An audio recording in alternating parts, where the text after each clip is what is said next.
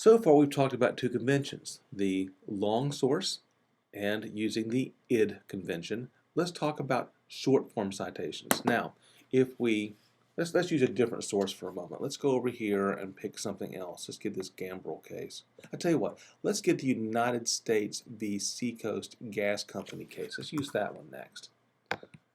And so we're typing long, we'll say it's time for another source. And let's say that this source is the Gambrel case. I'll go over here, I'm sorry, the United States case. Let's go down here and say insert footnote again. There's my little 3 shows up, and there we go.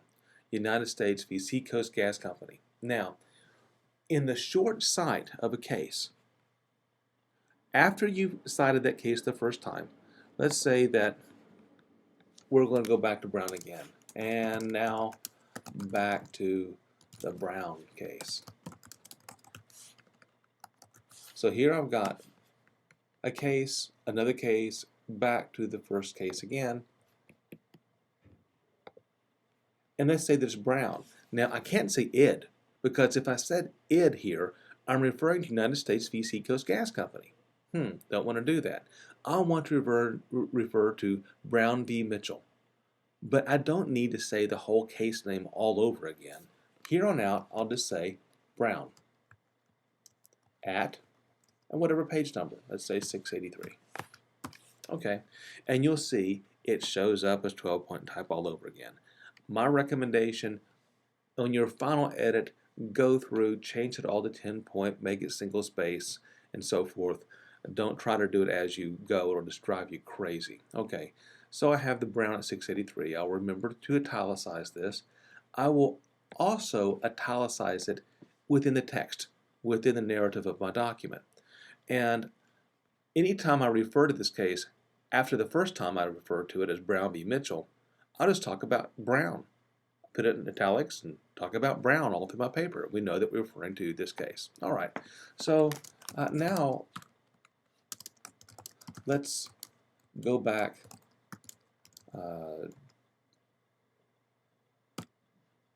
to another previous source. Okay, and let's say that this is going to go ahead and insert a footnote here. Footnote shows up, pops up. What if we put it in? Let's say that I'm going back to United States v. Seacoast Gas Company. This one is a little bit different. Brown v. Mitchell, you'll notice that in the short cite, I simply used the plaintiff's name. You may have a situation where you've got 4 or 5 or more plaintiffs. If that's the case, simply use the first one in that string. Here we just have one plaintiff, so we'll just say Brown at 683 as we did in footnote 4. But let's say we're using a short cite now for United States v. Seacoast Gas Company. It's very likely that you'll have lots of sources that say United States as the plaintiff. And it gets cumbersome to work with it. So the typical convention is you use the plaintiff's name in the short cite. However, on this one, I'm going to use Seacoast Gas.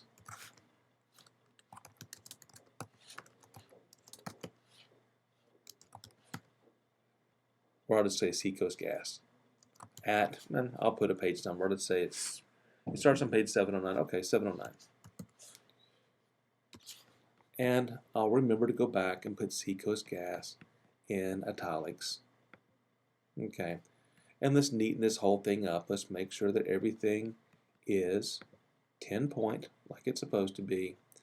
And let's remove this extra space here. And everything is all kind of neat and tidy now. Okay, basically that's the process that you do. If you're using another, now that's how you do cases. Now let's say if you want to do something else. It may simply be a website. Remember, anytime that you quote from the website, you put down the last date that you visited that site. So here's one, this legislative intent.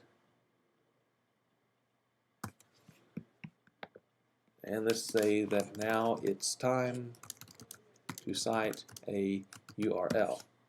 And we'll insert our footnote. We come to the bottom. Of course, I need to bring it down to 10-point type.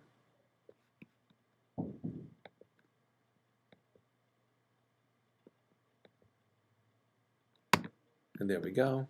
Now, the id convention works here as well. But how do we short cite this one?